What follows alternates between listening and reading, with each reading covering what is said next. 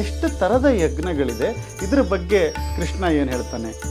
ಯಜ್ಞಗಳನ್ನು ಒಂದು ಕ್ಲಾಸಿಫಿಕೇಶನ್ ಮಾಡಿ ಅವನು ಕೊಡೋದಾದರೆ ದ್ರವ್ಯ ಯಜ್ಞ, ಆಮೇಲೆ ತಪೋಯಜ್ಞ, ಯೋಗಯಜ್ಞ, ಸ್ವಾಧ್ಯಾಯ ಜ್ಞಾನಯಜ್ಞ, ಹೀಗೆ ಅನೇಕ ಮುಖದ ಯಜ್ಞಗಳಿದೆ. ದ್ರವ್ಯ ಯಜ್ಞ ಅಂದರೆ ಪದಾರ್ಥಗಳನ್ನು ಅಗ್ನಿಮುಖದಲ್ಲಿ ಅಥವಾ ಯಾರೋ ಹಸಿದ ವ್ಯಕ್ತಿಗಳಿಗೆ ಪದಾರ್ಥಗಳನ್ನು ಕೊಡೋದು, ಇದನ್ನೆಲ್ಲ ದ್ರವ್ಯ ಯಜ್ಞ ಅಂತ ಕರೀತಾರೆ. 1000 ಕುಂಡಗಳಲ್ಲಿ ಆಹುತಿಯನ್ನು ತುಪ್ಪದಲ್ಲಿ ಕೊಡುವುದಕ್ಕಿಂತ 1000 ಜನರಿಗೆ ಭಗವದ್ಗೀತೆ ಉಪದೇಶ ಮಾಡುವುದು ಶ್ರೇಷ್ಠ. ದ್ರವ್ಯಮಯಾತ್ ಯಜ್ಞಾತ್ ಜ್ಞಾನಯಜ್ಞ ಪರಂ. ಇದು ಜ್ಞಾನಯಜ್ಞ ಅಂತ ಕರೆಸಿಕೊಳ್ಳುತ್ತೆ. ನಾನು ಹೇಳಿದೆ ಇದು ಯಜ್ಞ ಯಾಕೆ ಅಂದರೆ, ನನ್ನ ಬಾಯಿಂದ ಬರುವ ಮಾತುಗಳೆಲ್ಲ ನಿಮ್ಮ ಕಿವಿ ಎನ್ನುವ ಕುಂಡದಲ್ಲಿ ಭಗವಂತನಿಗೆ ಆಹುತಿ ರೂಪದಲ್ಲಿ ಸಮರ್ಪಣೆ ಆಗುತ್ತಾ ಇದೆ. ಇದು ಜ್ಞಾನಯಜ್ಞ. ಒಬ್ಬ ಗುರುವನ್ನು ಆಶ್ರಯಿಸಿಕೊಂಡು ಅವರ ಸೇವೆ ಮಾಡಿ ಸರಿಯಾದ ಪ್ರಶ್ನೆಗಳನ್ನು ಕೇಳಿ ನಿನ್ನ ಬದುಕಿನ ಹಿತವನ್ನು ನೀನು ಮಾಡಿಕೋ. ಯಜ್ಞಾತ್ವನ ಪುನರ್ಮೋಹಂ ಏವಂ ಯಾಸಿಸಿ ಪಾಂಡವ. ಯಾವ ಭಗವತ್ ತತ್ವ ಸರಿಯಾಗಿ ತಲೆಗೆ ನುಗ್ಗಿದ್ರೆ ಎಂದೂ ಮೋಹ ನಿನಗೆ ಕವಿಯುವುದೇ ಇಲ್ಲ. ನಾವು ಬ್ರಾಹ್ಮಣರು ಅಷ್ಟು ವಿನೀತರು. ಸೂತ ಪುರಾಣಿಕರಿಂದ ಶೌನಕಾದಿಗಳು ಭಾಗವತ ಕೇಳಿದರು. ಸೂತ ಪುರಾಣಿಕರು ಬ್ರಾಹ್ಮಣನೂ ಅಲ್ಲ, ಕ್ಷತ್ರಿಯನೂ ಅಲ್ಲ, ಅವರು ವೈಶ್ಯನೂ ಅಲ್ಲ, ವೈಶ್ಯ ಜಾತಿಯ ಕೆಳಗೆ ಬರೋರು. ಶೌನಕಾದಿಗಳೆಲ್ಲ ಬ್ರಾಹ್ಮಣರು. ಅವ್ರನ್ನ ಮೇಲ್ಕೂಡಿಸಿ ಕೆಳಗಡೆ ಕೂತು ಪ್ರವಚನ ಕೇಳಿದ್ದಾರೆ. ತುಲಾಧಾರ ಮಾಂಸ ಕಡಿಯೋನು ಒಬ್ಬ ಕೌಶಿಕ ಬ್ರಾಹ್ಮಣ ಅವರ ಹತ್ರ ವಿಚಾರಗಳನ್ನು ಕೇಳಿಕೊಂಡಿದ್ದಾನೆ. ಇದರ ತಾತ್ಪರ್ಯ ಅರ್ಥ ಏನು ಅಂದರೆ, ಕರ್ಮಕ್ಕಿಂತ ಜ್ಞಾನಕ್ಕೆ ಮಹತ್ವವನ್ನು ಕೊಡಿ.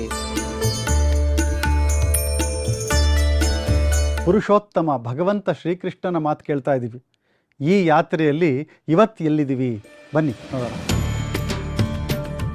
ಆಕ್ಷನ್ ಕರ್ಮ, ಈ ನಂಟನ್ನು ನಾವು ಕಂಟಿನ್ಯೂ ಮಾಡ್ತಾ ಇದ್ದೀವಿ. 4ನೇ ಚಾಪ್ಟರ್ 11ನೇ ಎಪಿಸೋಡ್ ಇವತ್ತು. ಜ್ಞಾನಯೋಗ ಮುಂದುವರಿತಾ ಇದೆ. ಆಕ್ಷನ್ ಥ್ರೂ ವಿಸ್ಡಮ್, ಜ್ಞಾನಪೂರ್ವಕವಾದ ಕರ್ಮ ಹೇಗೆ ಮಾಡೋದು ಇವತ್ತು ತಿಳಿಯೋಣ ಬನ್ನಿ.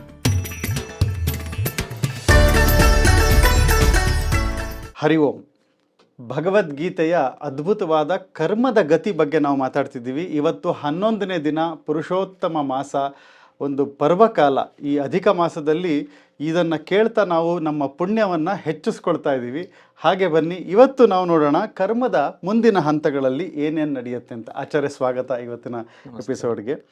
ಈ ಕರ್ಮವನ್ನು ಒಂದು ಯಜ್ಞದ ಥರ ಆಚರಣೆ ಮಾಡಬೇಕು ಅನ್ನೋದು ನಾನು ನಿನ್ನೆ ತಾವು ತಿಳಿಸಿದ್ರಿ. ಏನು ಕೃಷ್ಣ ಹೇಳಿದಾನೆ, ಇದೊಂದು ಯಜ್ಞ. ಯಜ್ಞ ಅಂದರೆ ಹೋಮದಲ್ಲಿ ಅಷ್ಟೇ ಹಾಕುವಂಥದ್ದೆಲ್ಲ, ನಾವು ಮಾಡೋ ಎಲ್ಲ, ನೋಡುವ ನೋಟ, ಕೇಳಿಸ್ಕೊಳ್ಳುವಂತಹ ಏನೇನು ಪದಗಳು ನಾವು ಕೇಳಿಸ್ಕೊಳ್ತೀವಿ, ಪ್ರತಿಯೊಂದು ಎಲ್ಲ ಒಂದು ನಮ್ಮ ವಿಷಯಗಳ ಏನಿದೆ ಆ ವಿಷಯಗಳದೇ ಒಂದು ಅದನ್ನು ಅನುಭವಿಸೋದು, ಅದರಲ್ಲಿ ಭಗವಂತನ ಸಾನ್ನಿಧ್ಯ ನೋಡೋದೇ ಯಜ್ಞ ಅನ್ನೋದನ್ನು ತಿಳಿಸ್ಕೊಟ್ರಿ. ಎಷ್ಟು ಥರದ ಯಜ್ಞಗಳಿದೆ, ಇದ್ರ ಬಗ್ಗೆ ಕೃಷ್ಣ ಏನು ಹೇಳ್ತಾನೆ? ಯಜ್ಞಗಳನ್ನು ಒಂದು ಕ್ಲಾಸಿಫಿಕೇಶನ್ ಮಾಡಿ ಅವನು ಕೊಡೋದಾದರೆ. ಪ್ರಧಾನವಾಗಿ ತುಂಬ ಯಜ್ಞಗಳನ್ನು ಕೃಷ್ಣ ವಿವರಣೆಯನ್ನು ಮಾಡ್ತಾನೆ. ಪ್ರಧಾನವಾಗಿ ಎಲ್ಲ ಯಜ್ಞಗಳ ಗುರಿ ಏನು ಅಂದರೆ, ವಿಷ್ಣೋರೇವ ಕರ್ಮ ನಾಹಂ ಚಿತ್ ಪ್ರತಿಬಿಂಬ ಕಿಂಚಿತ್ ಕರೋಮಿ ಅಂತ ಅದು ಒಂದು ಸ್ಲೋಗನ್. ಏನು ಅಂದರೆ, ಎಲ್ಲ ಕರ್ಮಗಳು ಭಗವಂತನಿಗೆ ಸಂಬಂಧಪಟ್ಟಿದ್ದು, ಹಾಗಾಗಿ ಆ ಯಜ್ಞಗಳೆಲ್ಲ ಅವನಿಗೆ ಸಂಬಂಧಪಟ್ಟಿದ್ದು. ನಾನು ಅವನ ಪ್ರತಿಬಿಂಬನಾಗಿದ್ದೇನೆ, ನಾನೇನೂ ಮಾಡಲ್ಲ. ಅವನು ಮಾಡಿಸಿದ ಹಾಗೆ ನಾನು ಮಾಡ್ತೇನೆ. ಏನೂ ಮಾಡಲ್ಲ ಅಂದರೆ ಮಾಡೋದೇ ಇಲ್ಲ ಅಂತ ಅರ್ಥ ಅಲ್ಲ. ಅವನ ಪ್ರೇರಣೆ ಇಲ್ಲದೆ ಯಾವ ವ್ಯಾಪಾರಗಳೂ ಇಲ್ಲ. ಈ ಪ್ರೇರಣೆ ಎನ್ನುವುದಕ್ಕೆ ಅನೇಕ ವರ್ಗೀಕರಣ ಇದೆ. ಯಾಕೆಂದರೆ ಅನೇಕ ವಿಧವಾದ, ನಾನು ಹೇಳಿದ್ದೇನೆ ಜೀವರಾಶಿಗಳಲ್ಲೇ ಕ್ವಾಲಿಟಿ ಇದೆ ಅಂತ, ಅದರಲ್ಲಿ ವಿಭಾಗ ಮಾಡಿದ್ದಾರೆ. ಸಾತ್ವಿಕ ಜೀವರಾಶಿಗಳಲ್ಲೇ ಒಂದು ಕನಿಷ್ಠ 8 ಲಕ್ಷ ವಿಭಾಗಗಳಿದೆ ಅಂತ ಹೇಳಿದ್ದಾರೆ. ಈಗ ಉದಾಹರಣೆಗೆ ಸಸ್ಯ ಪ್ರಪಂಚ, ಕೀಟ ಪ್ರಪಂಚ, ಈಗ ಜೇಡರ ಹುಳು ಅಂತ ತೊಗೊಂಡ್ರೆ ಅದರಲ್ಲೇ ಎಷ್ಟೋ 40,000 ತನಕ ವಿಭಾಗ ಇದೆ ಜೇಡರ ಹುಳುಗಳಲ್ಲಿ. ಅಷ್ಟು ವೈವಿಧ್ಯಗಳಿದೆ. ಒಂದೊಂದು ಕೀಟಗಳಲ್ಲಿ, ಒಂದೊಂದು ಕ್ರಿಮಿಗಳಲ್ಲಿ ಅವುಗಳ ಜಾತಿ, ಅವುಗಳ ರೀತಿ. ಈಗ ಹೂವಿನ ಸಸ್ಯವನ್ನು ತೆಗೆದುಕೊಂಡ್ರೆ ಕಣಗಲೆ ಹೂವು, ಆ ಕಣಗಲೆ ರಸವನ್ನು ಸುರಿಸುವ ಹೂವುಗಳ ಸಂಖ್ಯೆ ಎಷ್ಟು, ಬೇರೆ ಬೇರೆ ಬೇರೆ ಆಯಿತಾ. ನಂದಿ ಬಟ್ಲು ಹೂವು, ಕಣಗಲೆ ಹೂವು, ನಂದಿ ಬಟ್ಲಲ್ಲಿ ಒಂದು ಸುತ್ತು ನಂದಿ ಬಟ್ಲು ಹೂವು, ಹೀಗೆ ವಿಭಾಗಗಳಿದ್ದಂತೆ ಭಗವದ್ಭಕ್ತರಲ್ಲಿಯೂ ಕೂಡ ಅನೇಕ ವರ್ಗೀಕರಣ ಇದೆ. ಅಂದರೆ ಕೆಲವರು ಒಂದೊಂದನ್ನು ಆಯ್ಕೆ ಮಾಡಿಕೊಳ್ತಾರೆ. ಯಾವುದನ್ನು ಆಯ್ಕೆ ಮಾಡಿಕೊಂಡರೂ ಕೂಡ ಅದೆಲ್ಲವೂ ಯಜ್ಞರೂಪವಾಗಿ ದೇವರಿಗೆ ಸಮರ್ಪಣೆ ಆಗುತ್ತೆ. ಕೆಲವರು ಅದನ್ನೇ ಹೇಳ್ತಾರೆ, ಶ್ರೋತ್ರಾದೀನಿ ಇಂದ್ರಿಯಾಣ್ಯನ್ಯೇ ಸಂಯಮಾಗ್ನಿಷು ಜುಹ್ವತಿ. ಕೆಲವರು ಈ ಕಿವಿಯಿಂದ ಕೇಳುವ ಶಬ್ದಗಳನ್ನೆಲ್ಲ ಇಂದ್ರಿಯ ನಿಗ್ರಹದ ಮೂಲಕ ಭಗವಂತನಿಗೆ ಸಮರ್ಪಣೆ ಮಾಡ್ತಾರೆ. ಅಂದರೆ ಆ ಕೇಳುವ ಶಬ್ದಗಳೆಲ್ಲವೂ ಕೂಡ ಭಗವಂತನ ಗುಣನಾಮ ಕೀರ್ತನೆ, ಉದಾಹರಣೆಗೆ ಮೇಘಗಳ ಗರ್ಜನೆ, ಕಂಡು ಯಾವುದ್ಯಾವುದೋ ಮಾರ್ಕೆಟಿನ ಶಬ್ದಗಳು ಅಂತ ಅರ್ಥ ಅಲ್ಲ. ಈಗ ಮೇಘಗಳ ಗರ್ಜನೆ ಆಗುತ್ತೆ, ಅದು ದೇವರ ಗುಣಗಳನ್ನು ಹೇಗೆ ಕೊಂಡಾಡುತ್ತೆ. ಸಮುದ್ರದ ಭೋರ್ಗರೆತ ಇದೆ, ಹಕ್ಕಿಯ ಚಿಲಿಪಿಲಿಯ ಶಬ್ದ ಇದೆ, ಸಿಡಿಲಿನ ಧ್ವನಿ ಇದೆ. ಅದು ಎಲ್ಲವನ್ನೂ ಕೂಡ ಅವರು ತುಂಬ ವಿಚಾರ ಮಾಡಿ ವೇದೋಕ್ತವಾದ ಕ್ರಮದಿಂದ ಭಗವಂತನಿಗೆ ಅದನ್ನು ಪೂಜಾರೂಪವಾಗಿ ಸಮರ್ಪಣೆ ಮಾಡ್ತಾರೆ. ಆಮೇಲೆ ಶಬ್ದ ಪ್ರಪಂಚಗಳನ್ನು ಎಲ್ಲವನ್ನೂ ಕೂಡ, ಆದ್ದರಿಂದ ಇವುಗಳನ್ನು ವಿಭಾಗ ಮಾಡ್ತಾ ಕೃಷ್ಣ ಹೇಳ್ತಾನೆ, ದ್ರವ್ಯಯಜ್ಞ, ಆಮೇಲೆ ತಪೋಯಜ್ಞ, ಯೋಗಯಜ್ಞ, ಸ್ವಾಧ್ಯಾಯ ಜ್ಞಾನಯಜ್ಞ, ಹೀಗೆ ಅನೇಕ ಮುಖದ ಯಜ್ಞಗಳಿದೆ. ದ್ರವ್ಯಯಜ್ಞ ಅಂದರೆ ಪದಾರ್ಥಗಳನ್ನು ಅಗ್ನಿಮುಖದಲ್ಲಿ ಅಥವಾ ಯಾರೋ ಹಸಿದ ವ್ಯಕ್ತಿಗಳಿಗೆ ಪದಾರ್ಥಗಳನ್ನು ಕೊಡೋದು, ಇದನ್ನೆಲ್ಲ ದ್ರವ್ಯಯಜ್ಞ ಅಂತ ಕರೀತಾರೆ. ಯೋಗಯಜ್ಞ ಅಂದರೆ ಅನ್ನ ಆಹಾರಗಳನ್ನೆಲ್ಲ ಬಿಟ್ಟು ಪ್ರಾಣಾಯಾಮ ಪ್ರತ್ಯಾಹಾರಗಳ ಬಲದಿಂದ ಇಂದ್ರಿಯಗಳನ್ನೆಲ್ಲ ಕರ್ಷಣ ಮಾಡ್ತಾ ತಮ್ಮ ಬುದ್ಧಿ ಮನಸ್ಸು ಎಲ್ಲವನ್ನು ದೇವರಿಗೆ ಸಮರ್ಪಣೆ ಮಾಡುವುದಕ್ಕೆ ಯೋಗಯಜ್ಞ ಅಂತ ಕರೀತಾರೆ. ಸ್ವಾಧ್ಯಾಯ ಜ್ಞಾನಯಜ್ಞ ಅಂದರೆ ಇವಾಗ ಇದು ಒಂದು ಯಜ್ಞವೇ, ಸ್ವಾಧ್ಯಾಯ ಜ್ಞಾನಯಜ್ಞ. ಸ್ವಾಧ್ಯಾಯ ಅಂದರೆ ಯಾವ ತತ್ವ ವಿಚಾರವನ್ನು ಯಾವ ಕಾಲದಲ್ಲಿ ಯಾವ ಸಜ್ಜನರಿಗೆ ಹೇಗೆ ತಿಳಿಸಿಕೊಡಬೇಕು. ನಿಮ್ಮ ಕಿವಿಗಳೇ ಕುಂಡಗಳಾಗುತ್ತೆ, ನಾನು ಆಡುವ ಮಾತುಗಳೇ ಆಹುತಿಯಾಗುತ್ತೆ, ಅಲ್ಲಿ ಬರುವ ವಿಚಾರಗಳೇ ಮಂತ್ರವಾಗುತ್ತೆ, ದೇವರು ಹೃದಯದಲ್ಲಿ ಪ್ರಸನ್ನನಾಗ್ತಾನೆ. ಈಗ ಅಗ್ನಿಗೆ ಆಹುತಿ ಹಾಕಿದಾಗ ಜ್ವಾಲೆಗಳು ಬರುತ್ತೆ, ಹಾಗೆ ನಾನು ಒಳ್ಳೆಯ ವಿಚಾರಗಳನ್ನು ನಿಮ್ಮ ಕಿವಿಯಲ್ಲಿ ಹಾಕಿದಾಗ ನಿಮ್ಮ ಮುಖದಲ್ಲಿ ಒಂದು ಮಂದಹಾಸ ಬರುತ್ತೆ. ಅದೇ ಜ್ವಾಲೆ, ಅದೇ ದೇವರ ಪ್ರೀತಿಜನಕವಾದ ಒಂದು ಯಜ್ಞ ಆಗಿ ಹೋಯಿತು ಅಂತ ನಿಂತಲ್ಲಿ ಕುಳಿತಲ್ಲಿ ಎಲ್ಲ ಕಡೆಯಲ್ಲೂ ಕೂಡ ಈ ಯಜ್ಞಗಳ ಅನುಸಂಧಾನದ ಕ್ರಮ ಇದೆ. ಅದಕ್ಕೆ ಯಾರ್ಯಾರಿಗೆ ಯಾವುದ್ಯಾವುದರಲ್ಲಿ, ಕೆಲವರಿಗೆ ದ್ರವ್ಯದಾನದಲ್ಲಿ ಹೆಚ್ಚಿನ ಆಸಕ್ತಿ ಇರುತ್ತೆ, ಕೆಲವರಿಗೆ ಯೋಗ ಶಕ್ತಿಯನ್ನು ರೂಢಿಸಿಕೊಳ್ಳುವುದರಲ್ಲಿ ಹೆಚ್ಚಿನ ಶಕ್ತಿ ಇರುತ್ತೆ, ಇನ್ನು ಕೆಲವರಿಗೆ ಸ್ವಾಧ್ಯಾಯ ಜ್ಞಾನಯಜ್ಞ ಮಾಡೋದ್ರಲ್ಲಿ ಶಕ್ತಿ ಇರುತ್ತೆ.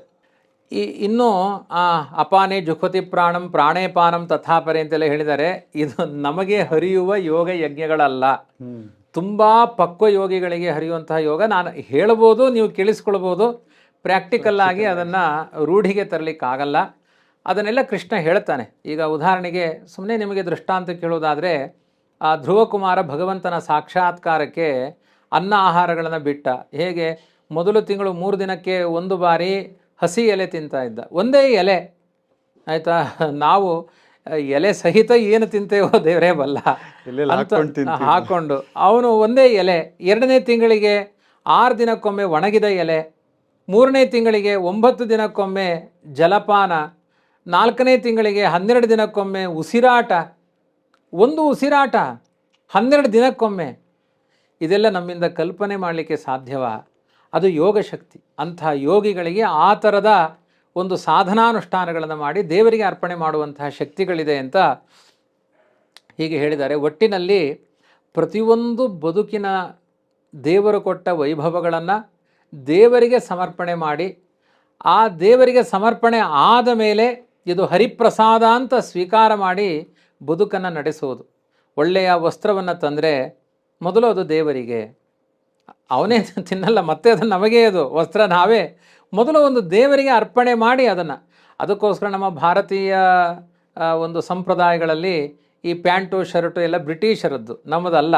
ನಮ್ಮದು ಧೋತಿ, ಪಂಚೆ, ಶಾಲು ಇವುಗಳೆಲ್ಲ ಎಷ್ಟು ಅರ್ಥಪೂರ್ಣವಾಗಿದೆ ಅಂದರೆ ಆ ಪದಾರ್ಥಗಳೊಂದು ದೇವರ ಪೂಜೆ. ಈಗ ಪಂಚೆಯನ್ನು ಉಟ್ಟುಕೊಳ್ಳಿ, ಯಾಕೆ ಪಂಜಾ ಉಟ್ಟುಕೊಳ್ಳ್ರಿ ಅಂತಾರೆ, ಪಂಚೆ ಉಟ್ಟುಕೊಳ್ಳ್ರಿ. ಪಂಚರೂಪಗಳ ಸ್ಮರಣೆ ಇದೆ ಅದರಲ್ಲಿ. ಜಗನ್ನಾಥದಾಸರು ಹೇಳಿಕೊಡ್ತಾರೆ, ನೂಲಿನಲ್ಲಿ, ಬಟ್ಟೆಯಲ್ಲಿ, ಆ ಹತ್ತಿಯಲ್ಲಿ ಎಲ್ಲದರಲ್ಲೂ ಭಗವಂತನ ವಾಸುದೇವ, ಸಂಕರ್ಷಣ, ಪ್ರದ್ಯುಮ್ನ ಅನ್ನುವ ರೂಪಗಳ ಚಿಂತನೆ ಇದೆ. 5 ರೂಪಗಳ ಸನ್ನಿಧಾನ ಇರುವ ವಸ್ತು ಪಂಚೆ, ಅದಕ್ಕೆ ಪಂಚ ಉಟ್ಟುಕೊಳ್ಳಿ, ಪಂಚರೂಪಗಳ ಸ್ಮರಣೆ ಬರುವ ಪದಾರ್ಥವನ್ನು ಉಟ್ಟುಕೊಳ್ಳಿ, ಇದು ಪೂಜೆ ಆಯಿತು.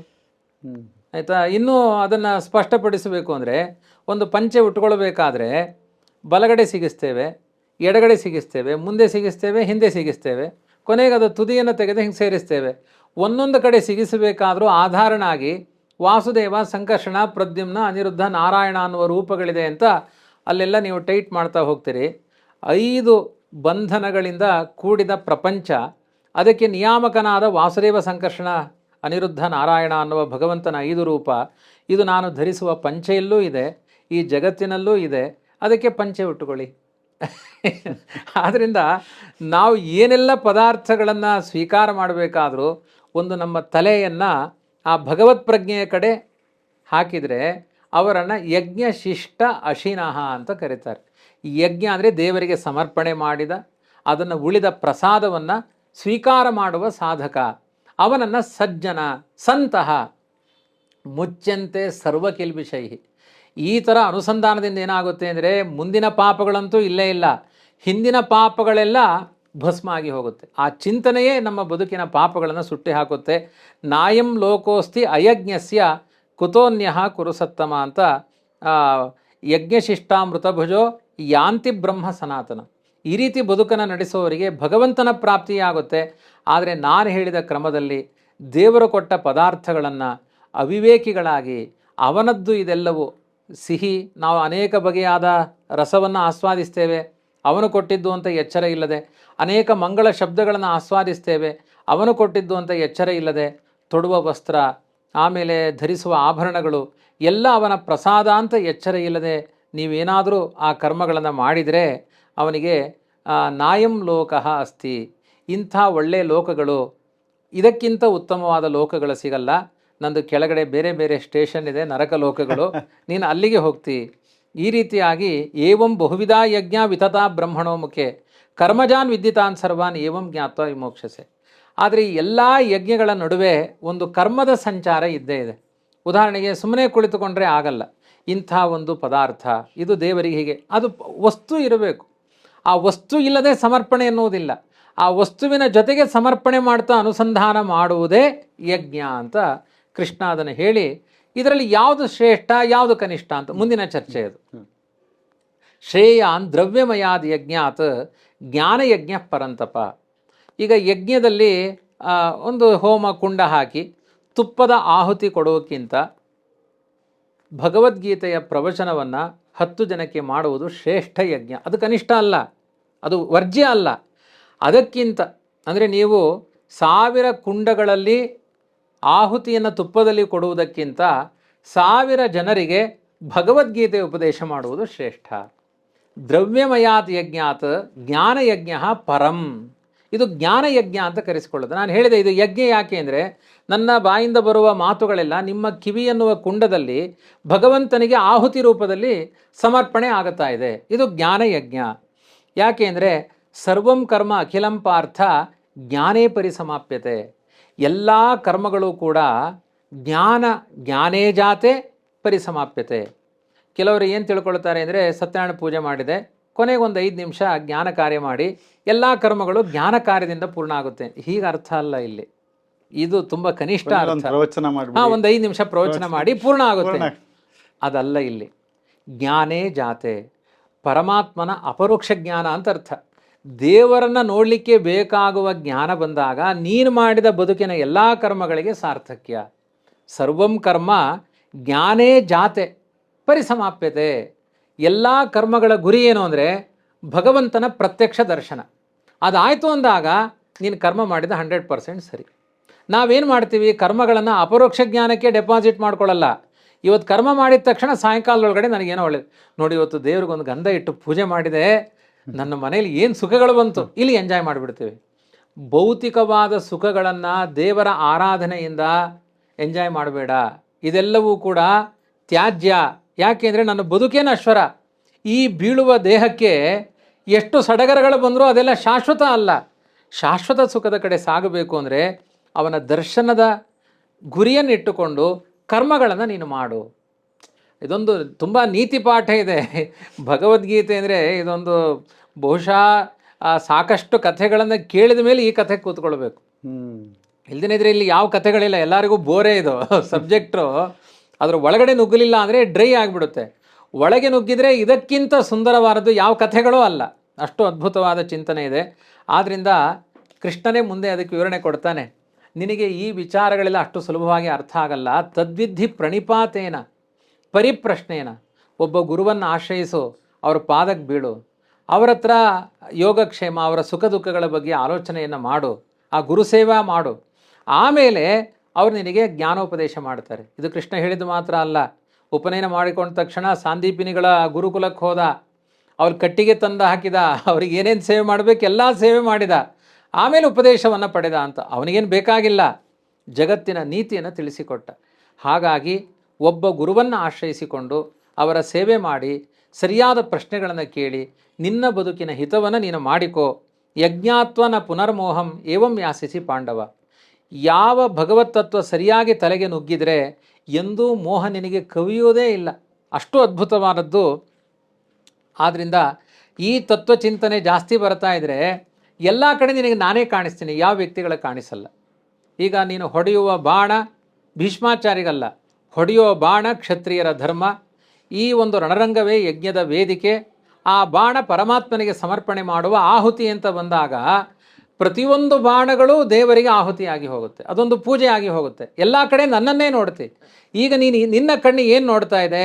ಭೀಷ್ಮ ಅಂತ ನೋಡ್ತಾ ಇದೆ, ದ್ರೋಣ ಅಂತ ನೋಡ್ತಾ ಇದೆ, ಆ ದುರ್ಯೋಧನ ನೋಡುತ್ತೆ, ಅಶ್ವತ್ಥಾಮ ಅಂತ ನೋಡುತ್ತೆ. ಇದು ಯಾವುದು ನೋಡಬೇಡ. ಈ ನರಬೊಂಬೆಗಳಲ್ಲಿ ಅಂತರ್ಯಾಮಿಯಾದ ಒಂದನ್ನು ನೋಡು, ಆವಾಗ ಎಲ್ಲವೂ ಪೂರ್ಣ ಆಗುತ್ತೆ ಅಂತ ಕೃಷ್ಣ ಇಷ್ಟು ಸುಂದರವಾದ ಅಪಿಚೇದಸಿ ಪಾಪೇಭ್ಯ ಸರ್ವೇಭ್ಯ ಪಾಪಕೃತ್ತಮಃ ಸರ್ವಂ ಜ್ಞಾನಪ್ಲವೇನ ಇವ ರುಜಿನಂ ಸಂತರಿಷ್ಯಸಿ. ಇಲ್ಲಿ ತನಕ ಏನಾದರೂ ಪಾಪಗಳು ಮಾಡಿದರೆ ನೋಡಿ, ಇದೊಂದು ಆಶಾವಾದ, ಕೃಷ್ಣನ ಆಶಾವಾದದ ಮಾತು. ಏನಾದರೂ ತಪ್ಪುಗಳಿದ್ದರೆ ಏನು ಕರೆಕ್ಷನ್ ಮಾಡಬೇಕು ಅಂದರೆ ಸರ್ವಂ ಜ್ಞಾನಪ್ಲವೇನ ಇವ. ಪ್ಲವ ಅಂದರೆ ದೋಣಿ.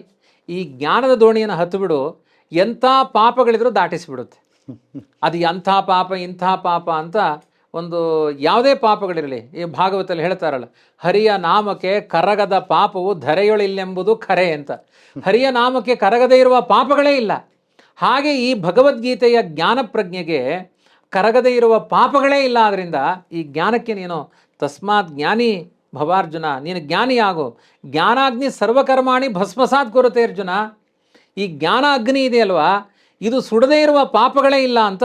ನಹಿ ಜ್ಞಾನೇನ ಸದೃಶಂ ಪವಿತ್ರಮಿಹ ವಿದ್ಯತೆ ತತ್ಸ್ವಯಂ ಯೋಗ ಸಂಸಿದ್ಧ ಕಾಲೇನಾತ್ಮನಿ ವಿಂದತಿ ಅಂತ.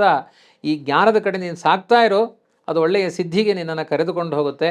ಆದರೆ ಇಲ್ಲಿ ಪ್ರಧಾನವಾದ ಅಂಶ ಏನು ಹೇಳಿ? ಈ ಜ್ಞಾನ ಪ್ರಾಪ್ತಿಗೆ ತುಂಬ ಏಕಾಗ್ರತೆ ಬೇಕು. ಏಕಾಗ್ರತೆ ಜಾಸ್ತಿ ಇರಬೇಕಾದ್ರೆ ಏನಿರಬೇಕು ಹೇಳಿ? ಶ್ರದ್ಧೆ ಇರಬೇಕು.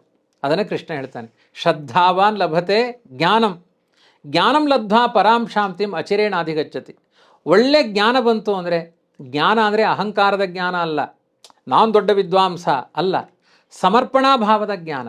ಪ್ರತಿಯೊಂದು ಜ್ಞಾನ ಅಂದರೆ ಏನು ಗೊತ್ತಾ? ಪ್ರತಿ ಕರ್ಮಗಳು ನಡೀತಾ ಇರಬೇಕಾದ್ರೆ ಅದನ್ನು ಸ್ಟೇಟಸ್ ಅಲ್ಲ, ಅದೆಲ್ಲ ಸಮರ್ಪಣೆ. ದೇವರಿಗಿದು ಈ ಚಿಂತನೆ ಅರ್ಪಿತವಾಗಲಿ. ಪ್ರತಿ ಕರ್ಮಗಳ ಜೊತೆಗೆ ದೇವರಿಗೆ ಸಮರ್ಪಣಾ ಭಾವ ಹುಟ್ಟುತ್ತಲ್ವ, ಅದೇ ನಿಜವಾದ ಜ್ಞಾನ. ಇಂಥ ಜ್ಞಾನವನ್ನು ನೀನು ಪಡೆದು ಬಿಟ್ಟರೆ ಅಚಿರೇಣ ತುಂಬ ಬೇಗ ಅದ್ಭುತವಾದ ಮೋಕ್ಷದ ಆನಂದವನ್ನು ನೀನು ಅನುಭವಿಸಿಬಿಡ್ತಿ. ಆದ್ದರಿಂದ ನಾನು ಹೇಳುವ ಚಿಂತನೆಗಳಲ್ಲಿ ಅಜ್ಞರಾದವರಿಗೆ, ಸಂಶಯ ಇದ್ದವರಿಗೆ, ಅಂಥವರಿಗೆಲ್ಲ ಹೇಳಬಾರದು. ಅವ್ರಿಗೆ ಹೇಳಿದರೆ ಸಂಶಯಾತ್ಮ ವಿನಶ್ಯತಿ. ನಾನು ಹೇಳಿದ್ರಲ್ಲಿ ಏನಾದರೂ ಡೌಟ್ ಪಟ್ಟರೆ ಅವರಿಗೆ ಅನರ್ಥ ಆಗಿಬಿಡುತ್ತೆ. ಅವರಿಗೆ ಈ ಲೋಕವೂ ಇಲ್ಲ ಪರಲೋಕವೂ ಇಲ್ಲ ಅಂತ ಮಧ್ಯದಲ್ಲಿ ಎಚ್ಚರಿಸ್ತಾ ಕೊನೆಯ ಕೃಷ್ಣನ ಮಾತು, ಚಿತ್ವೈನಂ ಸಂಶಯಂ ಯೋಗಂ ಆತ್ತಿಷ್ಟ ಉತ್ತಿಷ್ಟ ಭಾರತ ಅಂತ. ನಿನ್ನ ಮನಸ್ಸಿನಲ್ಲಿ ಏನೆಲ್ಲ ದುಗುಡಗಳಿತ್ತು 4ನೇ ಅಧ್ಯಾಯದಲ್ಲಿ ಹೇಳ್ತಾನೆ, ಕ್ಲೋಸ್ ಆಯಿತು ಅಂತ ತಿಳ್ಕೊಳ್ತೇನೆ. ಯಾಕೆಂದರೆ ನಾನು ನಿನ್ನ ಕರ್ತವ್ಯಗಳನ್ನು ಉಪದೇಶ ಮಾಡಿ ಆಗಿದೆ. ಯುದ್ಧ ಯಾಕೆ ಮಾಡಬೇಕು, ಅದು ಹೇಗೆ ದೇವರ ಪೂಜೆ ಆಗಬೇಕು, ಬದುಕಿನ ಯಾವ ಕಾಮಕ್ರೋಧಗಳ ಜೊತೆಗೆ ಅಣ್ಣ ತಮ್ಮಂದಿರ ದಾಯಾದಿ ಕಲಹದ ಜೊತೆಗೆ ನಡೀತಾ ಇರುವ ಯುದ್ಧ ಅಲ್ಲ ಇದು. ಹಾಗಾಗಿ ತ್ರಿಗುಣಗಳ ಸಂಬಂಧವನ್ನು ದಾಟಿ ಒಂದು ಭಗವಂತನ ಪೂಜಾರೂಪವಾಗಿ ಈ ಕರ್ಮವನ್ನು ಜ್ಞಾನಪೂರ್ವಕವಾಗಿ ನೀನು ಮಾಡಿದರೆ ನಿನ್ನ ಸಂಶಯವೂ ಛೇದನ ಆಗುತ್ತೆ, ನಿನ್ನ ಬದುಕಿನ ಕರ್ತವ್ಯಗಳು ಪೂರ್ಣ ಆಗುತ್ತೆ ಅಂತ ಈ ಸಂಶಯಗಳನ್ನೆಲ್ಲ ಬದಿಗಿಟ್ಟು ಉತ್ತಿಷ್ಟ ಭಾರತ ಉತ್ತಿಷ್ಟ, ಅರ್ಜುನ ಎದ್ದೇಳು. ಅವನಿವಾಗ ಗಾಂಡೀವ ಚೆಲ್ಲಿ ಕುಳಿತಿದ್ದಾನೆ. ರಥೋಪಸ್ಥ ಏನೋ ಗಾಂಡೀವವನ್ನು ಕೆಳಗಡೆ ಇಟ್ಟು ಆ ರಥದ ಪೀಠದಲ್ಲಿ ಕೂತ್ಕೊಂಡಿದ್ದಾನೆ. 4ನೇ ಅಧ್ಯಾಯ ತನಕ ಕೂತ್ಕೊಂಡೇ ಇದ್ದಾನೆ ಅಂತ ಅರ್ಥ. ಇನ್ನೂ ಎದ್ದಿಲ್ಲ ಅವನು. ಇವನು ಕೂತ್ಕೊಂಡು ಉಪದೇಶ ಮಾಡ್ತಾ ಇದ್ದಾನೆ. ಈಗ ಅರ್ಥ ಆಯ್ತಲ್ವಾ ಯಾಕೆ ಕರ್ತವ್ಯಗಳನ್ನು ಮಾಡಬೇಕು ಅಂತ ಅರ್ಥ ಆಯ್ತಲ್ವಾ. ಇನ್ನು ಎದ್ದೇಳು, ಇನ್ನು ಚಿಂತೆ ಮಾಡಬೇಡ, ಏಳು ಅಂತ ಒಂದು ಮಗು ಹಠಮಾರಿಯಾಗಿ ಊಟ ಮಾಡಲ್ಲ ಅಂತ ಕೂತಾಗ 10 ನಯ ವಿನಯ ಮಾತುಗಳಿಂದ ತಾಯಿ ಸಂತೈಸಿ ಅದನ್ನು ಉತ್ಸಾಹ ತುಂಬಿ ಎಬ್ಬಿಸುವ ಹಾಗೆ ಕೃಷ್ಣ ಮಾತೃತ್ವದ ಹೃದಯದಿಂದ ಅರ್ಜುನನ ನೆಪ ಮಾಡಿಕೊಂಡು ನಮ್ಮನ್ನೆಲ್ಲ ಎಬ್ಬಿಸುವ. ನಾವು ಗಾಢ ನಿದ್ರೆಯಲ್ಲಿದ್ದೇವೆ, ಅಲ್ಲಿ ಅರ್ಜುನ ಹೇಳ್ತಾರೆ ಮುಂದೆ, ನಾವು ಹೇಳ್ತೀವೋ ಇಲ್ಲೋ ಗೊತ್ತಿಲ್ಲ. ಇಲ್ಲಿಗೆ 4ನೇ ಅಧ್ಯಾಯ ಜ್ಞಾನಕರ್ಮ ಸನ್ಯಾಸ ಯೋಗ ಅಂತ ಇದಕ್ಕೆ ಹೆಸರು. ಕರ್ಮ ಮತ್ತು ಜ್ಞಾನ. ಅದಕ್ಕೆ ನಮ್ಮ ಗುರುಗಳ ವಿಶೇಷ ತೀರ್ಥರು ಯಾವಾಗಲೂ ಹೇಳ್ತಾ ಇದ್ರು, ಕೆಲವರು ಕರ್ಮಕ್ಕೆ ಪ್ರಾಧಾನ್ಯ ಹೇಳ್ತಾರೆ, ಮೀಮಾಂಸಕರಲ್ಲಿ ಜ್ಞಾನ ಬೇಕೇ ಆಗಿಲ್ಲ, ಕರ್ಮವೇ ಪ್ರಧಾನ. ಇನ್ನು ಕೆಲವರು ಜ್ಞಾನ ಕರ್ಮವೇ ಬೇಕಾಗಿಲ್ಲ. ಆದರೆ ಮಧ್ವಮತ, ಭಗವದ್ಗೀತೆ, ತತ್ವವಾದ, ಭಗವದ್ಗೀತೆ ಕೃಷ್ಣ ಹೇಳಿದ್ದೇನು ಅಂದರೆ, ಒಂದು ಟ್ರೈನ್ ಸಾಗಬೇಕಾದ್ರೆ 2 ಹಳಿ ಇರಬೇಕು, ಇಲ್ಲ ಒಂದೇ ಹಳಿಲಿ ಟ್ರೈನ್ ಹೋಗಲಿ ಅಂದರೆ ಬಿದ್ದು ಬಿಡುತ್ತೆ ಅದು. ಹಾಗೆ ಜ್ಞಾನ ಮಾರ್ಗ, ಕರ್ಮ ಮಾರ್ಗ, ಅದರ ಸಮುಚ್ಚಯದಲ್ಲಿ, ಅದರ ಸಮನ್ವಯದಲ್ಲಿ ಬದುಕು ಸಾಗಬೇಕು ಅನ್ನಲಿಕ್ಕೆ ತುಂಬ ಅದ್ಭುತವಾದ ವಿವರಣೆ ಇರುವಂತಹ ಅಧ್ಯಾಯ ಈ ಜ್ಞಾನಕರ್ಮ ಸನ್ಯಾಸ ಯೋಗ. ಇದನ್ನು ಯಥಾಶಕ್ತಿ ಹೇಳಿದ್ದೇನೆ. ಇದು ಭಗವದ್ಗೀತೆ ಅನ್ನೋದು ತುಂಬ ದೊಡ್ಡ ಪ್ರಬುದ್ಧರ ಚಿಂತನೆಗೆ ದಾರಿಯಾಗುವಂತಹದ್ದು. ಆದರೂ ನೀವು ನನ್ನ ಹತ್ತಿರ ಬಂದಿದ್ದರಿಂದ ಏನಿದೆಯೋ ಅದನ್ನು ಹೇಳ್ತಾ ಇದ್ದೇನೆ ಗುರುಗಳ ದಯದಿಂದ ಅಷ್ಟೇ. ಇಲ್ಲ, ಇದು ಈಸಿಯಾಗಿ ಅರ್ಥ ಆಗೋ ಥರ ಇದೆ ಆಚಾರ್ಯ. ಅಂದರೆ ತಾವು ಹೇಳ್ತಾ ಇರೋ ಶೈಲಿನಲ್ಲಿ ನಮಗೆ ಅದೊಂದು ಆ ಸ್ಟೋರಿ ಲೈನ್ ಬರ್ತಾ ಇದೆ. ಓಕೆ, ಈ ಥರ ನನಗೆ ಆ ಜ್ಞಾನದಿಂದ ನನಗೆ ನನ್ನ ಕರ್ಮಗಳ ಬಂಧನ ಹೋಗುತ್ತೆ, ಅದೆಲ್ಲ ಸುಟ್ಟು ಭಸ್ಮ ಆಗುತ್ತೆ ಅಂತ ತಾವು ಹೇಳಿದ್ರಿ. ಏನು ಕೃಷ್ಣ ಹೇಳಿದ್ದಾನೆ ಆ ಒಂದು ದಿಶೆಯಲ್ಲಿ ನಮಗೆ ಎಷ್ಟೇ ಕಷ್ಟವಾದರೂ ಕ್ಲಿಷ್ಟವಾದರೂ ಅಟ್ಲೀಸ್ಟ್ ಅದರಲ್ಲಿ ಒಂದು ಇದನ್ನು ಕೇಳ್ತಾನೆ ನೀವು ಹೇಳಿದ್ರಿ, ಅದು ಕೇಳೋದೇ ಒಂದು ಯಜ್ಞ ಅಂತ. ಎಷ್ಟು ಅರ್ಥ ಆಗುತ್ತೋ ಅದು ಡೌಟ್ಸ್ಗಳಿರಬಹುದು. ಆದರೆ ತಾವು ಹೇಳೋ ಶೈಲಿನಲ್ಲಿ ಒಂದು ಇದರಲ್ಲಿ ರುಚಿ ಬರ್ತಾ ಇದೆ ನಮಗೆ. ಅದರ ಜೊತೆಗೆ ಈ ಒಂದು ಆ ಕೃಷ್ಣನ ಒಂದು ಭಕ್ತಿ, ಆ ಒಂದು ಅವನ ಕೆಲಸ ಪ್ರತಿಯೊಂದು ಕಾರ್ಯದಲ್ಲೂ ಅವನಿದ್ದಾನೆ ಅನ್ನುವಂಥದ್ದು, ಅದನ್ನೇ ಮಾಡಿ ಅಂದರೆ ಸಿಂಪಲ್ ಅದು. ಇಷ್ಟು ಒಳಗಡೆದು ಏನು ಅರ್ಥ ಆಗದೆ ಇದ್ರು ನಮಗೆ ಈ ಅವನಿದ್ದಾನೆ ಎಲ್ಲದರಲ್ಲೂ, ಅವನು ಮಾಡ್ತಾ ಇದ್ದಾನೆ, ಆ ಕರ್ಮ ಅಕರ್ಮನಾಗಿ ಅವನೆಲ್ಲಾನು ಮಾಡ್ತಾ ಇದ್ದಾನೆ ಅಂತ ತಾವು ತುಂಬ ಚೆನ್ನಾಗಿ ತಿಳಿಸ್ಕೊಟ್ರಿ ಈ ಒಂದು ಅಧ್ಯಾಯ. ಇದಕ್ಕೆ ಈ ಅಧ್ಯಾಯ ಬಹುಶಃ ನಾನು ಅನೇಕ ಶ್ಲೋಕಗಳನ್ನೇ ತಗೊಂಡು ವಿವರಣೆಯನ್ನು ಕೊಟ್ಟಿದ್ದೀನಿ. ಕೊನೆಗೊಂದು ಜಿಸ್ಟ್ ಥರ ಇದರ ಸಾರವನ್ನು ಒಂದು ಸ್ವಲ್ಪ ಹೇಳಬೇಕು ಅನ್ನುವ ನನ್ನ ಅಭಿಪ್ರಾಯ ಇದೆ. ಇದಕ್ಕೆ ಸಂವಾದಿಯಾಗಿ ಒಂದು ಕರ್ಮ ಮತ್ತು ಜ್ಞಾನ. ಕೃಷ್ಣ ಹೇಳ್ತಾ ಇದ್ದಾನೆ, ಕರ್ಮ ಬೇಕು, ಅಲ್ಟಿಮೇಟ್ ಕೊನೆಗೆ ಬೇಕಾದದ್ದು ಜ್ಞಾನ. ಸರ್ವಂ ಜ್ಞಾನಪ್ಲವೇನೈವ ರುಜಿನಂ ಸಂತರಿಷ್ಯಸಿ ಅಂತ. ಜ್ಞಾನ ಅನ್ನುವ ದೋಣಿ ಇಲ್ಲದೆ ಕರ್ಮ ಅನ್ನುವ ದೋಣಿಯಲ್ಲಿ ಗುರಿ ಮುಟ್ಲಿಕ್ಕಾಗಲ್ಲ ಅನ್ನೋದು ಕೃಷ್ಣನ ಸಂದೇಶ ಇದೆ. ಇದಕ್ಕೊಂದು ಸಂವಾದಿಯಾಗಿ ಒಂದು ಕಥೆಯನ್ನು ಜೋಡಿಸ್ಬಿಡ್ತೀನಿ, ಆವಾಗ ಇದೆಲ್ಲವೂ ಸ್ಪಷ್ಟ ಆಗುತ್ತೆ. ಒಂದು ಛಾಂದೋಗ್ಯ ಉಪನಿಷತ್ತಿನಲ್ಲಿ ಬರುವ ಕಥೆ. ಜಾನಶ್ರುತಿ ಪೌತ್ರಾಯಣ ಅಂತ ಒಬ್ಬ ಚಕ್ರವರ್ತಿ, ತುಂಬ ದೊಡ್ಡ ಯಾಗ, ಇದರಲ್ಲಿ ಹೇಳಿದ ಎಲ್ಲ ದ್ರವ್ಯ ಯಜ್ಞಗಳನ್ನು ಮಾಡಿದವನು. ಒಂದು ಕಾರ್ತಿಕ ಹುಣ್ಣಿಮೆ ಕಾಣುತ್ತೆ. ಆ ಸಂದರ್ಭದಲ್ಲಿ ಎಲ್ಲರಿಗೂ ಅನ್ನದಾನ, ದೀಪಾರಾಧನೆ ಎಲ್ಲವನ್ನೂ ಮಾಡಿ ಸಾವಿರಾರು ಜನ, ಲಕ್ಷ ಜನ ಆ ಪೌತ್ರಾಯಣನನ್ನು ಪ್ರಶಂಸೆ ಮಾಡ್ತಾ ಇದ್ದಾರೆ. ಎಂಥ ರಾಜ, ಎಂಥ ತ್ಯಾಗ, ಎಂಥ ಸಮರ್ಪಣೆ ಅಂತ ಎಲ್ಲರೂ ಅವನನ್ನು ಪ್ರಶಂಸೆ ಮಾಡ್ತಾ ಇದ್ದಾರೆ. ಅವನು ಮಧ್ಯರಾತ್ರಿಯಲ್ಲಿ ಸ್ವಲ್ಪ ಆನಂದ ಜಾಸ್ತಿ ಆದಾಗ ತಂಪಾದ ಗಾಳಿಯನ್ನು ಸವಿತಾ ಆ ಚಂದ್ರನ ಬೆಳದಿಂಗಳಿನಲ್ಲಿ ಕಾಲ ಕಳೀತಾ ಇದ್ದಾನೆ. ಅಬ್ಬಾ, ಎಂಥ ಒಂದು ಧನ್ಯತೆ ನನ್ನ ಜೀವನದಲ್ಲಿ ಅಂತ ಅದನ್ನು ಸವಿತಾ ಅಂತರಿಕ್ಷದಲ್ಲಿ ತನ್ನ ಉಪ್ಪರಿಗೆ, ಅರಮನೆಯ ಉಪ್ಪರಿಗೆ ಮೇಲೆ ಮಲಗಿದ್ದಾನೆ. ರಾತ್ರಿ ಆಗಿದೆ, ಎಲ್ಲ ಜಗತ್ತು ಮಲಗಿದೆ. ಇವನು ಸಂತೋಷದಲ್ಲಿ ಇನ್ನೂ ನಿದ್ರೆ ಬರಲಿಲ್ಲ ಅವನಿಗೆ. ತುಂಬ ದುಃಖ ಆದರೂ ನಿದ್ರೆ ಬರಲ್ಲ, ತುಂಬ ಆನಂದ ಆದರೂ ನಿದ್ರೆ ಬರಲ್ಲ. ಮಲಗಿದ್ದಾನೆ. ಆಕಾಶದ ಮೇಲೆ ಒಂದಷ್ಟು ಬೆಳದಿಂಗಳ ಹಕ್ಕಿಗಳು ಸಂಚಾರ ಮಾಡಿಕೊಂಡು ಗುಂಪು ಗುಂಪಾಗಿ ಹೋಗ್ತಾ ಇವೆ. ಅವನಿಗೆ ಒಂದಷ್ಟು ಅವತ್ತಿನ ಕಾಲದ ಜ್ಞಾನಿ, ಅವನಿಗೆ ಪ್ರಾಣಿ ಪಕ್ಷಿಗಳು ಎಲ್ಲದರ ಭಾಷೆ ಗೊತ್ತು ಅವನಿಗೆ. ಮುಂದೆ ಒಂದು ಬೆಳದಿಂಗಳ ಹಕ್ಕಿ ಬರ್ತಾ ಇದೆ. ಹೋಗಬೇಕಾದ್ರೆ ಹಿಂದೆ ಒಂದಷ್ಟು ಗುಂಪು, ಬೆಳದಿಂಗಳ ಹಕ್ಕಿಗಳ ಗುಂಪು. ಅದು ಭಲ್ಲಾಕ್ಷ ಅಂದರೆ ಏ ಹಕ್ಕಿ, ನೀನು ಆ ಹಕ್ಕಿಯನ್ನು ಸಂಬೋಧಿಸುವ ಅದರ ನಾಮ. ಅದನ್ನು ಹೇಳ್ತಾರೆ, ನೀನು ಮುಂದೆ ಹೋಗಬೇಡ. ಮುಂದಿನ ಹಕ್ಕಿ ಕೇಳುತ್ತೆ, ಆ ರೂಟ್ ಚೇಂಜ್ ಮಾಡು ಅಂತ ಹೇಳ್ತಾ ಇದೆ. ಗೂಗಲ್ ಮ್ಯಾಪ್ ಚೇಂಜ್ ಮಾಡಿಬಿಡು, ನೀನು ಆ ರೂಟಲ್ಲಿ ಹೋಗಬೇಡ. ಯಾಕೆ? ಅತ್ಯಂತ ತಪಸ್ವಿಯಾದ ಜಾನಶ್ರುತಿ ಪೌತ್ರಾಯಣ ಅರಮನೆ ಮೇಲೆ ಮಲಗಿದ್ದಾನೆ.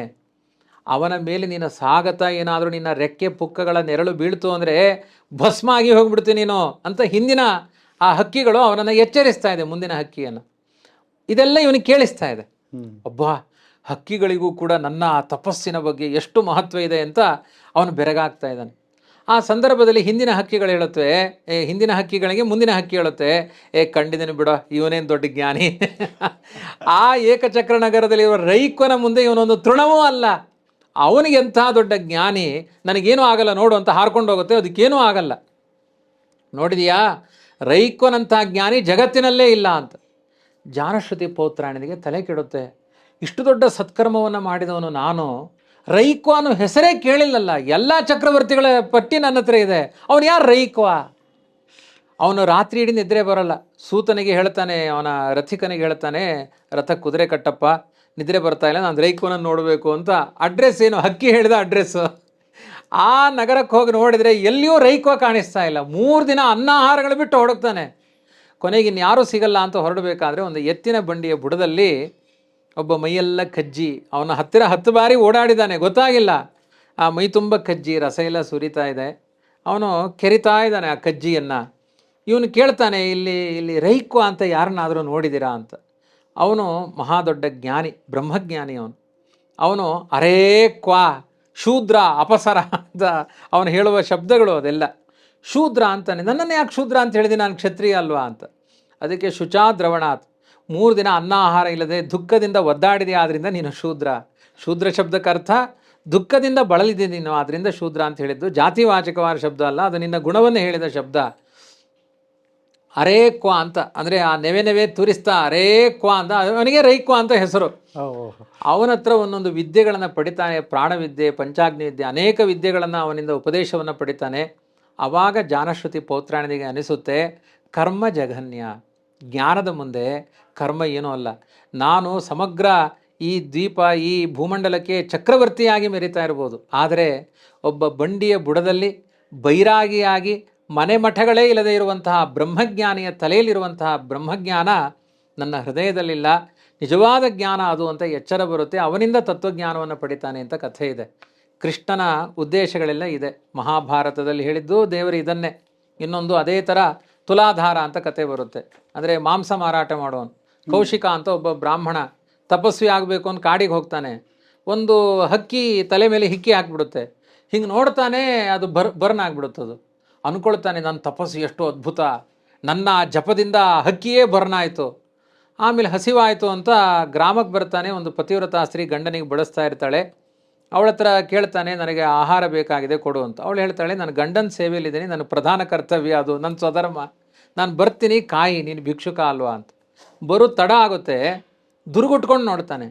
ಆ ಪತಿವ್ರತೆ ಹೇಳ್ತಾಳೆ, ಎಷ್ಟು ದುರ್ಗುಟ್ಕೊಂಡು ನೋಡಿದ್ರು ನಾನು ಭಸ್ಮ ಆಗಲಿಕ್ಕೆ ಆ ಕಾಡಿನ ಹಕ್ಕಿ ಅಲ್ಲ ಅಂತಾಳೆ. ಅವನಿಗೆ ಶಾಕ್ ಆಗುತ್ತೆ, ಅಲ್ಲ ಅಲ್ಲಿ ಬರ್ನಾಗಿದ್ದು ಇವಳಿಗೆ ಹೆಂಗೆ ಗೊತ್ತಾಯಿತು, ಯಾವ ವಾಟ್ಸ್ಯಾಪ್ ಇಲ್ಲ, ಅವತ್ತಿನ ಕಾಲದಲ್ಲಿ ಹೇಗೆ ಗೊತ್ತಾಯಿತು? ಅವಳು ಹೇಳ್ತಾಳೆ, ನನ್ನ ಕರ್ತವ್ಯದಿಂದ ಜಗತ್ತಲ್ಲಿ ನಡೆಯುವುದೆಲ್ಲ ನನಗೆ ಅರ್ಥ ಆಗುತ್ತೆ. ಇನ್ನೂ ಹೆಚ್ಚಿನ ಮಾಹಿತಿ ಬೇಕು ಅಂದರೆ ಒಬ್ಬ ತುಲಾಧಾರ ಅಂತ ಮಾಂಸ ಕಡಿದು ಮಾರಾಟ ಮಾಡುವ ಒಬ್ಬ ಅತ್ಯಂತ ಕೆಳವರ್ಗದ ಜನಾಂಗದವನಿದ್ದಾನೆ, ಅವನ ಹತ್ರ ವೇದಾಂತ ಇದೆ, ಹೋಗು. ಆದ್ದರಿಂದ ವೇದಾಂತ ಅನ್ನುವುದು ಆಯಾ ಜೀವರ ಯೋಗ್ಯತೆಗೆ, ನಾನು ಹಿಂದಿನ ದಿನ ಹೇಳಿದೆ, ಒಂದು ಜಾತಿಕೃತವಾದ ವರ್ಣದ ವ್ಯವಸ್ಥೆ ಇದೆ, ಸ್ವಭಾವಕೃತವಾದದ್ದಿದೆ ಅಂತ. ಜಾತಿಕೃತವಾದದ್ದು ತಾತ್ಕಾಲಿಕ, ಸ್ವಾಭಾವಿಕವಾಗಿರುವುದು ನಿತ್ಯ. ಅದು ತನ್ನ ಗುಣದಿಂದಲೇ ಅಂತಹ ಯೋಗ್ಯತೆ ಇದೆ. ತುಲಾಧಾರನ ಹತ್ರ ಹೋದರೆ ಅವನು ಕೇಳ್ತಾನೆ, ಪತಿವ್ರತಾ ಸ್ತ್ರೀ ನೀನನ್ನು ಕಳಿಸಿಲ್ಲ ಅಂತ ಕೇಳ್ತಾನೆ. ಅಲ್ಲ, ಎಲ್ಲಿಂದ ಎಲ್ಲಿಗೆ ನಿಮಗೆ ಹೇಗೆ ಈ ಮೆಸೇಜ್ಗಳು ಅಂತ ಕೇಳ್ತಾನೆ. ಇಲ್ಲ, ನಾನು ಮಾಡುವ ಕರ್ತವ್ಯದ ಜೊತೆಗೆ ಜಗತ್ತಿನಲ್ಲಿ ನಡೆಯೋದೆಲ್ಲ ಆಗು ಹೋಗುಗಳು ಗೊತ್ತಾಗುತ್ತೆ ಅಂತ ಪ್ರತಿಯೊಂದು ಕರ್ಮಗಳನ್ನು ಜ್ಞಾನಪೂರ್ವಕವಾಗಿ ಹೇಗೆ ಮಾಡಬೇಕು ಅಂತ ಒಬ್ಬ ಮಾಂಸ ಕಡಿಯುವ ವ್ಯಕ್ತಿಯಿಂದ ಕೌಶಿಕ ಅನ್ನುವ ಬ್ರಾಹ್ಮಣ ಪಡೆದುಕೊಂಡು ಬಂದ ಅಂತ ಕಥೆ ಇದೆ. ಹಾಗಾಗಿ ನಾನು ಎಷ್ಟೋ ಬಾರಿ ಹೇಳ್ತಾ ಇರ್ತೀನಿ, ನಾವು ಬ್ರಾಹ್ಮಣರು ಅಷ್ಟು ವಿನೀತರು. ಸೂತ ಪುರಾಣಿಕರಿಂದ ಶೌನಕಾದಿಗಳು ಭಾಗವತ ಕೇಳಿದರು. ಸೂತ ಪುರಾಣಿಕರು ಬ್ರಾಹ್ಮಣನೂ ಅಲ್ಲ, ಕ್ಷತ್ರಿಯನೂ ಅಲ್ಲ, ಅವರು ವೈಶ್ಯನೂ ಅಲ್ಲ, ವೈಶ್ಯ ಜಾತಿಯ ಕೆಳಗೆ ಬರೋರು. ಶೌನಕಾದಿಗಳೆಲ್ಲ ಬ್ರಾಹ್ಮಣರು, ಅವ್ರನ್ನ ಮೇಲ್ ಕೂಡಿಸಿ ಕೆಳಗಡೆ ಕೂತು ಪ್ರವಚನ ಕೇಳಿದ್ದಾರೆ, ಆಯಿತಾ. ಆದ್ದರಿಂದ ವಾಲ್ಮೀಕಿಗಳು ಬೇಡರ ಜಾತಿಯವರು, ನಾವು ತಲೆ ಮೇಲೆ ಇಟ್ಕೊಂಡು ಪೂಜೆ ಮಾಡ್ತೀವಿ. ತುಲಾಧಾರ ಮಾಂಸ ಕಡಿಯೋನು ಒಬ್ಬ ಕೌಶಿಕ ಬ್ರಾಹ್ಮಣ, ಅವರ ಹತ್ರ ವಿಚಾರಗಳನ್ನು ಕೇಳಿಕೊಂಡಿದ್ದಾನೆ. ಇದರ ತಾತ್ಪರ್ಯ ಅರ್ಥ ಏನು ಅಂದರೆ, ಕರ್ಮಕ್ಕಿಂತ ಜ್ಞಾನಕ್ಕೆ ಮಹತ್ವವನ್ನು ಕೊಡಿ. ಜ್ಞಾನದ ಮುಂದೆ ಒಬ್ಬ ಜ್ಞಾನಿಯಾಗಿದ್ದರೆ ಅವನ ಮುಂದೆ ತಲೆ ತಗ್ಗಿಸಿ. ಕೃಷ್ಣನೇ ಹೇಳ್ತಾನೆ ಮುಂದೆ, ಜ್ಞಾನೀತೋ ಆತ್ಮೈವ ಮೇಮತಂ, ಜ್ಞಾನಿ ಆದವನು ನನ್ನ ಆತ್ಮ ಇದ್ದ ಹಾಗೆ. ಹಾಗಾಗಿ ಅಲ್ಲಿ ಉದಾಸೀನ ಮಾಡಬೇಡಿ, ಜ್ಞಾನಕ್ಕೆ ತುಂಬ ಮಹತ್ವವನ್ನು ಕೊಡಿ ಎನ್ನುವುದು ಪ್ರಧಾನವಾದ ಇಲ್ಲಿಯ. ಆದರೆ ಕರ್ಮವನ್ನು ಬಿಟ್ಬಿಡಬೇಡಿ, ಕರ್ಮದ ಜೊತೆಗೆ ಜ್ಞಾನದ ಒಂದು ಅಭಿಪ್ರಾಯ. ಈಗ ಕೇಸರಿಯಲ್ಲಿ ಪರಿಮಳ ಇದೆ, ಆ ಎಸಳಿಲ್ಲದೆ ಪರಿಮಳ ಇಲ್ಲ, ಎಸಳಿನ ಜೊತೆಗೆ ಪರಿಮಳ ಇದೆ. ಹಾಗೆ ಕರ್ಮದ ಜೊತೆಗೆ ಜ್ಞಾನ, ಇದನ್ನು ಸೇರಿಸಿಕೊಳ್ಳಿ ಅಂತ ಜ್ಞಾನಕರ್ಮ ಸನ್ಯಾಸ ಯೋಗದ ಚಿಂತನೆ. ತುಂಬ ಬೇರೆ ಬೇರೆ ಶಾಸ್ತ್ರಗಳಲ್ಲಿರುವಂತಹ ಈ ಒಂದು ಅದ್ಭುತವಾದ ಕಥೆಗಳನ್ನೆಲ್ಲ ತೊಗೊಂಡು ಬಂದ್ರಿ ಆಚಾರ್ಯ, ತುಂಬ ಚೆನ್ನಾಗಿ ತಿಳಿಸ್ಕೊಟ್ರಿ. ಈ ಒಂದು 4ನೇ ಅಧ್ಯಾಯ ನಾವು ಮುಗಿಸಿದ್ದೀವಿ. ಮುಂದೆ ನಾವು ನೋಡೋದಾದರೆ, ನಾವು ಮಾಡ್ತಾ ಇರೋದು ಈ ಫ್ಲೋನೇ ಒಂದು ಹೊಸ ಥರದ ಒಂದು ಇನೋವೇಟಿವ್ ವೇ ಅಂತ ಹೇಳ್ಬೋದು. ಯಾಕೆಂದರೆ ತಾವು ಇದನ್ನು ನೀವು ಮಾರ್ಗದರ್ಶನ ಮಾಡಿದ್ರಿ. ನಾವು ತಿಳ್ಕೊಂಡಿದ್ದೀವಿ, ಈಗ ಕರ್ಮದ ಒಂದು ನಡೆ ತಿಳ್ಕೊಂಡ್ವಿ, ಜ್ಞಾನ ಎಷ್ಟು ಮುಖ್ಯ ಅನ್ನೋದನ್ನು ತಿಳ್ಕೊಂಡ್ವಿ. ಈ ದೇಹದಲ್ಲಿ ನಮ್ಮ ಆತ್ಮ ಇದೆ ಅಂತ ತಾವು ಹೇಳಿದ್ರಿ. ಅದೇ ಥರ ಸ್ವರೂಪಾಂಶ, ಪ್ರತಿಬಿಂಬ, ಬಿಂಬ ಪ್ರತಿಬಿಂಬ, ಭಿನ್ನಾಂಶ ಜೀವ, ಇದೆಲ್ಲ ಹೇಳಿದ್ರಿ. ಈ ದೇಹದಲ್ಲಿ ದೇಹಿ ಒಬ್ಬ ಇದ್ದಾನೆ. ನಾವು ಇದ್ದೀವಿ, ಭಗವಂತನೂ ಇದ್ದಾನೆ. ಇದನ್ನು ಕೃಷ್ಣ ಕ್ಷೇತ್ರಜ್ಞ, ಯಾಕೆಂದರೆ ಇಷ್ಟು ಜ್ಞಾನ ತಿಳ್ಕೊಂಡ ಮೇಲೆ ನಮ್ಮ ದೇಹದೊಳಗಡೆ ಏನಾಗ್ತಿದೆ ಅಂತ ತಿಳ್ಕೊಳ್ಳೋದಕ್ಕೆ ನಾವು ಸೀದಾ 13ನೇ ಅಧ್ಯಾಯಕ್ಕೆ ಆ ಕ್ಷೇತ್ರಜ್ಞಕ್ಕೆ ಹೋಗಿ ಆ ಒಳಗಡೆ ನಮ್ಮ ದೇಹದೊಳಗಡೆ ಈ ಭಗವಂತನ ಜ್ಞಾನ, ಯಾಕೆಂದ್ರೆ ಹೇಳಿದ್ರೆ ಜ್ಞಾನ ತುಂಬ ದೊಡ್ಡದು ಅಂತ. ಹಾಗಾಗಿ ಇನ್ನು ಹೋಗ್ತಾ ನಾವು ಇನ್ನೂ ಜ್ಞಾನದ ದಾರಿನಲ್ಲೇ ಹೋಗ್ತೀವಿ. ಇದನ್ನು ತಾವು ಮುಂದೆ ತಿಳಿಸ್ಕೊಡ್ಬೇಕು ಅಂತ ಹೇಳ್ತಾ ತುಂಬ ಧನ್ಯವಾದಗಳು. ವೀಕ್ಷಕರೇ, ಬಹಳ ಸಂತೋಷ ಆಗ್ತಾ ಇದೆ ನನಗೆ. ನಿಮ್ಮ ಹತ್ರ ಒಂದು ಹೊಸ ವಿಷಯನ ಇವಾಗ ಹಂಚ್ಕೊಳ್ತಾ ಇದ್ದೀನಿ. ನಿಮಗೆಲ್ಲ ಗೊತ್ತು, ವೇದಿಕ್ ವೆಲ್ನೆಸ್ ಕನ್ನಡ ಚಾನಲ್ನ ನೀವು ತುಂಬ ಸಪೋರ್ಟ್ ಮಾಡಿದ್ದೀರಾ. ಆದರೆ ಬಹಳಷ್ಟು ಜನ ನಮ್ಮನ್ನು ಕೇಳ್ತಾ ಇದ್ರು ಇಂಗ್ಲೀಷ್ನಲ್ಲಿ ಮಾಡಿ ಅಂತ. ಹಾಗಾಗಿ ನಿಮಗೋಸ್ಕರ ನಾವು ವೇದಿಕ್ ವೆಲ್ನೆಸ್ ಇಂಗ್ಲೀಷ್ ಚಾನಲ್ನ ಲಾಂಚ್ ಮಾಡಿದ್ದೀವಿ.